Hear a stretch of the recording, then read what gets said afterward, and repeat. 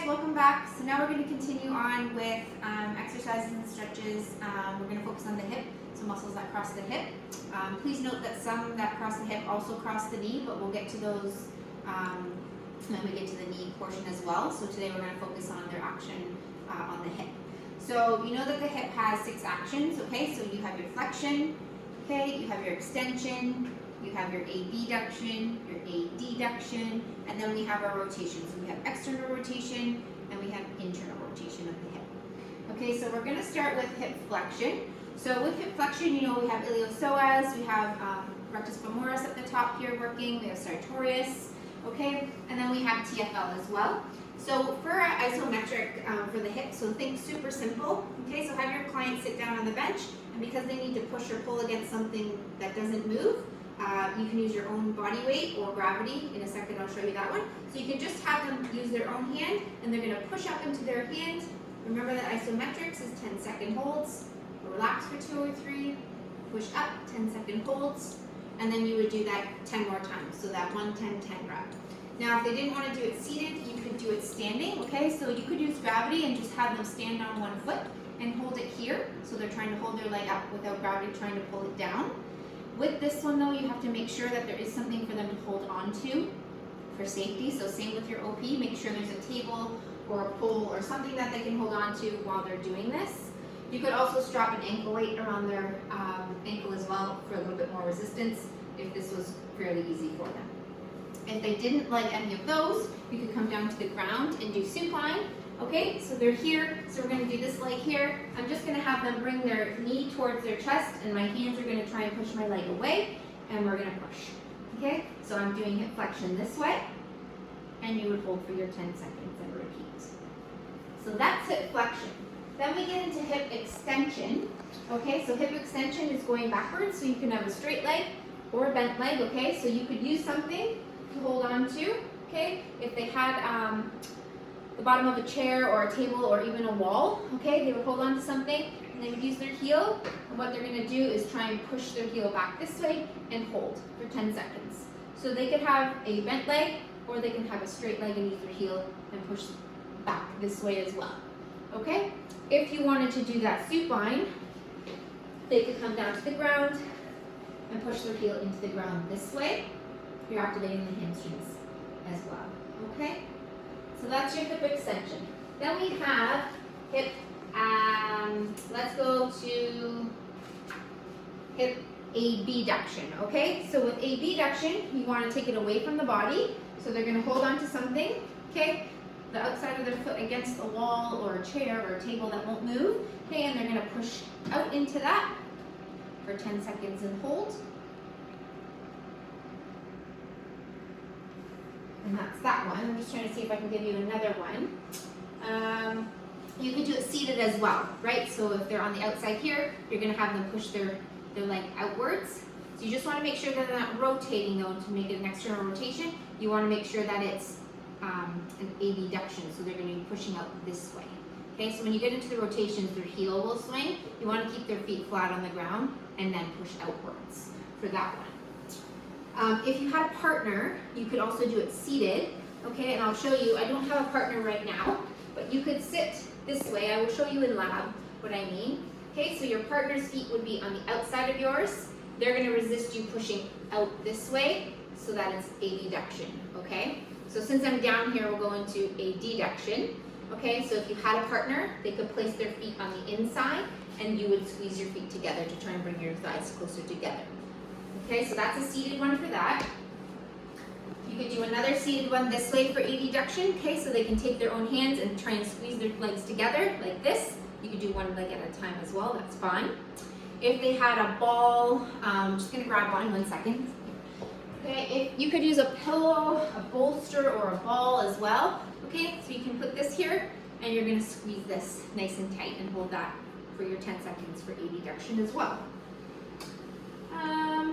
You could also do this laying on the ground as well with the ball.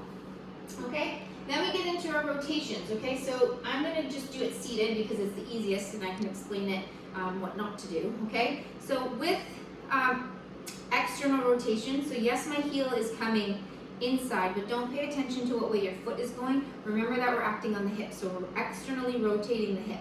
So what I'm going to do is put it into here and push up into my own foot, okay? I could also do it here and push in with my own, okay?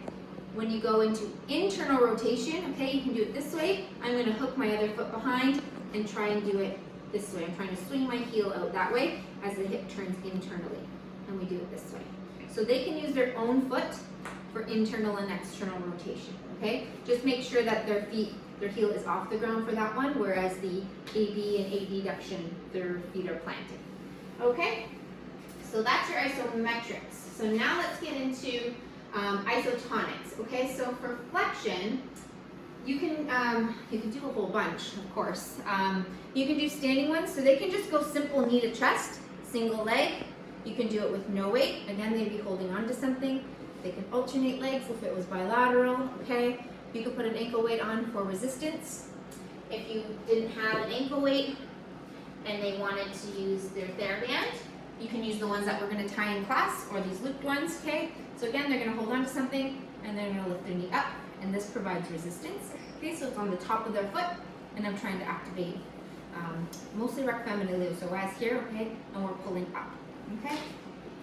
We could do it straight legged as well, okay? So you would have to tie this to something, but I'm going to stand on it for now. Okay, so I'm going to have a straight leg, and now I'm going to lift this way.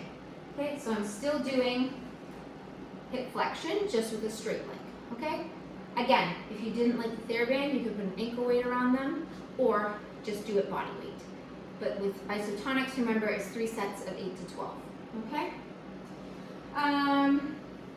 With regards to sartorius specifically, it has the 2 actions. It does hip flexion and external rotation. So this is when they're going to look for to show the 2 actions, okay? So if you think about it, it's hip flexion and external rotation.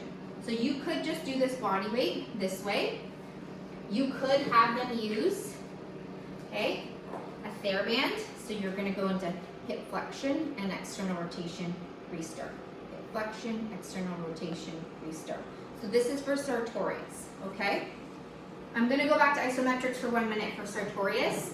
If you also had sartorius for an isometric exercise specifically, remember, it's hip flexion and external rotation, and then you can push with your own hand, or if you had an ankle weight and they held it in the air, you're fighting gravity, and you would hold that for 10 seconds for the isometric portion. Okay, so that's for sartorius specifically, okay? So as in rec fem, you can do any hip flexor exercise, okay? So we can do those standing ones. We get into the core and abdominals a little bit as well with hip flexion, but I'm going to save all the core exercises when we get to the spine, and I'll attach things to your abs, okay? So here you could also have a TheraBand around their toes as well, okay? And then you could go into hip flexion this way, bring it knee to chest. It just depends how far or how advanced they are or how far they've come, but there's loads of options, but just think simple for your OP and a beginner exercise, okay? So now we get into extension. So our main hip extensors is glute max for your bum, and your hamstrings do it as well. But remember, the hamstrings also cross your knee as well, but we're going to focus at the hip right now. So with hip extension, you could just put an ankle weight around their foot, and you could just simply extend back, okay, with that ankle weight. Okay, you could also have it bent and kicking back, so like a kick back. Okay, if you wanted to use your TheraBand, you could use the tied one or the looped one, okay, same thing. However, remember that the resistance has to come from above. Sorry, I tied that early and didn't need to do that. Okay, here, they would hold on to something, okay, and I would do my hip extension this way, okay, or if I wanted to bend my leg, okay, and do it this way, have a bent leg one, and I would just kick back. Okay, so you're using glute max for this one mainly. Your hamstrings are activated, yes, but we're just talking about the hip right now. Okay, so that's extension. You could also do the hip bridge as well, okay, for hip extension. You don't even need the TheraBand. If you wanted to do it, you would put it above their ankles or above their knees for resistance, but you could just simply stay here and go up into hip extension bilaterally this way, right? So this is a great glute exercise. Okay, so you want to make sure their core is nice and tight. Okay, no rounding, and they're just squeezing up and down. Okay. If you wanted to make it isometric, you could just hold it for 10 seconds and then come back down, hold it for 10, or do your reps for isotonics. If they get more advanced, this is when you can bring in your single leg, but we won't get into that right now. We're just staying pretty simple for the time being, okay? So when we get into adduction, so adduction, okay, so this is where it gets tricky with your TheraBand because you need to tie it to something to create some resistance. So because I need to swing my foot closer to the midline of my body, the resistance has to come from pretty far away, and then I would just bring it this way, okay? So I'm gonna bring it straight, my leg is straight, so I'm not doing any rotation, my leg is straight, and it's coming right across the midline, okay? If you didn't like that version, you could come and do a sideline adduction. So we're gonna bring your foot here, you're gonna flex your bottom foot, okay? You could put an ankle weight if you wanted, you don't need to, and you're just simply gonna lift and down, lift and down. So this is isotonic, but if I wanted to make it isometric, I literally would just hold it for 10 seconds and then release. So now let's get into abduction. Okay, so now this, very similar to adduction, okay? However, now the resistance is on the outside because now I need to move my foot outwards, and I'm gonna do it this way, okay? Out this way. So the resistance has to come from further away. That's one exercise. You could use your loop TheraBand or tie your TheraBand if you don't have a looped one, okay? This is where you can do your lateral band walks. Okay, I'm gonna come over here. So you're here, you're gonna have them kind of come into a little squat, and they're just gonna walk, okay? And walk, and walk. They might not be able to stay down, so they can start standing up, and then as they get better, have them stay a little lower. That's another one. You could do the sideline leg raise as well. So now I'm using my top leg. You don't need to use a TheraBand at all. They can just use their body weight and lift up and down. Okay, so my foot is pretty neutral. Okay, I'm not pointing it right now. I'm just keeping it neutral. Okay, so TFL is working here as well. Okay, you can do that. The other one you could do is called a clam. This is one that most people use in their OP because they remember it easily. Okay, so again, you don't need to use a TheraBand at all. You can just use your own body weight. They're here. And so now I'm gonna abduct out this way. Okay, so I'm not rotating out. I'm just coming straight up to right there and back down. Up and down. So that's a really good glute med exercise as well. Now we get into the rotations, okay? So rotation, this is where I just do super simple, okay, and do it with your TheraBand seated. Okay, so you're here. If I need to go into internal rotation, I'm gonna step on my TheraBand and I'm gonna kick my heel out, and my hip is coming internally where my foot is swinging out, okay? You don't want them to rock, okay? You want them to kind of sit up nice and straight, okay? Shoulders back and down. If they need to hold on to something, they can hold on to their chair, okay? And kick that heel out. So I'm not going abduction, I'm going internal rotation, okay? When we get to external rotation, same thing. Now, the resistance comes from over here, okay? It's not long enough, I would probably tie it. I'm gonna swing my foot in this way, okay? Now I'm going into external rotation, okay? Again, if you didn't have a TheraBand, throw an ankle weight on there and do your reps this way, okay? So those are your isotonics for our class purpose. Let's get into stretches now. So let's say we're gonna stretch psoas, okay? So it's called your runner's lunge. You can have them down on the ground if their knees are okay. If not, you can always have them on a block or some sort of pillow to cushion their knee. Okay, so runner's lunge, I'll show you on the left side here. So you're basically at a 90-90. If they needed something under their knee, you could put it there. I don't want this because you don't want knees going over the toes, okay? You want them straight up this way, and you want them to posterior tilt of your pelvis. And you will feel that. So as soon as you try it on your own, you'll feel it. So this doesn't work. You need the tip of pelvis under, which is the posterior tilt, and you will feel the top of rectum and all of psoas stretching. If they need a little bit more, they can hold on to something and reach their arm up this way, okay? You can get into leaning and whatnot, but you don't want them to shift their weight, so I would just have them either stay here if they need the extra stretch, or here to start, okay? That's that one. Another one, so since I'm in this position, I will show you sartorius stretch. So because sartorius does external rotation, we go into our quad stretch, right? So if it does external rotation, we need to internally rotate our hip, not our foot, okay? And stretch it this way. This is a really good sartorius specific stretch. If they're super bendy, and not that they have to do yoga, but if they're super bendy and they have no ankle or knee problems, this is where they can get into their kind of reclined hero, so they can sit in between their feet here, okay? I wouldn't suggest this in your OP or an exam. It's just if they need the deeper stretch, this is when they can put a block under here and kind of come back into this position, but I wouldn't recommend doing this in your exam. But it's just another option, okay? So that's for sartorius specific. Your rec fem is just a quad stretch. You can do it standing, okay? This, you could have also done the runner's lunge for it, or you can do a regular quad stretch here, okay? So this is not a quad stretch. Your knees come and they're glued together. So if they need to hold on, have them hold on, or try their balance, okay? And we hold stretches for 30 seconds in your exam, 1 to 2 minutes in the real world, okay?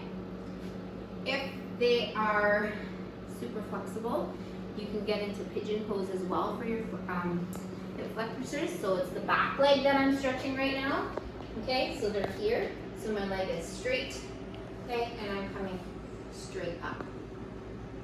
Okay, so that's another hip flexor stretch if you need to progress and kind of make it more advanced. But again, please stick to simple things for your exams and your OPs. And pretend that your client is just kind of basic and starting out, okay? So now when we get into our extensors, okay, so glute max is our main one. The stretch for glute max, really, you can do it supine, is just knee to chest, okay? This is your glute max stretch. Okay, and we differ glute med from glute max. Glute med can kind of come across, okay? That is more glute med. So glute max is knee to chest, glute med is across. You can do this seated. Glute max this way, glute med across. Okay, so they can kind of, I don't know if you can see my foot, if they can hook their foot around, that's great. If not, they can hold it up or hold on to the side. So glute max knee to chest, glute med comes across, okay? So that's just the difference between those. Now, if that wasn't enough for glute max, I'm not sure my bench is high enough, to be honest. But if you remember from your assessments class, Thomas test kind of does some stretches for us as well, okay? So if we're doing Thomas test, I don't even think this is gonna work. Okay, let's try it here, okay? So I'm gonna go back to the hip flexors. So my bottom leg, if it's hanging, it would not be touching the ground, okay? If I'm stretching the bottom leg, that's a hip flexor stretch, but this is also your Thomas test in assessments, right? Now if I need to stretch glute max, okay? Now the top leg that is bent into your chest is a glute max stretch. So you can tie it to kind of some tests every now and again so it's less to remember, okay? So there's that one. What else do we have here? We're going to stretch hamstrings and quads on their own next week when we get into when they cross the knee. Okay, there's a lot to do with the hip right now. Okay, so that's those. Sartorius we did. So let's do, so let's do TFL, right? So tensor fascial lata, okay? So if you needed to stretch that, okay, you're going to, the behind leg is this leg I'm stretching, okay? I don't know if you can see me, so maybe I'll do it this way. So the back leg is the one is the one that's gonna go behind, and I'm gonna be stretching the front leg, okay? So I'm gonna lean this way to stretch this side. You could also do it the reverse, where you keep that back leg if you just wanna come around here and take a check. Okay, so now the back leg is here. I would have to have something on the other side to hold on. You could stretch the back leg like this. So this is a better stretch to have the back leg, the affected leg behind, and then lean away with your body, but your hip kicking out. I'll take either way, but that way is better. Okay. When we get into piriformis, okay, piriformis is a tricky one because piriformis is piriformis is it changes its action when the hip is flexed, right? So the reason why this figure 4 stretch works for piriformis, whether you're seated or standing or lying supine, is once the leg is flexed, piriformis changes its action to an internal rotator. So you know that it's an external rotator, every day, but once you flex this hip, it becomes an internal rotator, and that's why you can externally rotate to stretch it. So this is your figure 4, if you can grab your hands behind, okay, and loop it through, okay? You could do it this way, you could do it seated this way, okay? You could have them, depends how their knees are, go this way. I'll take you over here. If this were a little bit higher, it'd be better, but if they needed a deeper stretch, okay, you could do it this way. But also, we just showed that stretch before for the hip flexor. If I come over here and go into a pigeon pose here, now the front leg would be stretching all of my glutes and piriformis as well. So those are all acceptable, but I would just stick to the figure 4 for this class purpose. So you could also do it seated here, okay? So the more you push your knee down, okay, and the more you externally rotate, dorsiflex that foot a little bit, kind of neutral here, you'll feel more of a stretch, okay? So you don't really want it up here. If they can kind of get to their no pain, but a little bit of discomfort, that will be perfect. I think that is all for the hip, for what we need to do for this course. I'm gonna go through everything in lab next week when we meet back anyways, but this is just so you can kind of take a peek ahead and kind of familiarize yourself with the actions and some of the exercises, and we'll go through it in lab and I will answer any questions that you have. So that is that. I will post knee and lower leg and ankle next weekend so that we can kind of continue on. So have a great week, and I'll see you in a little bit.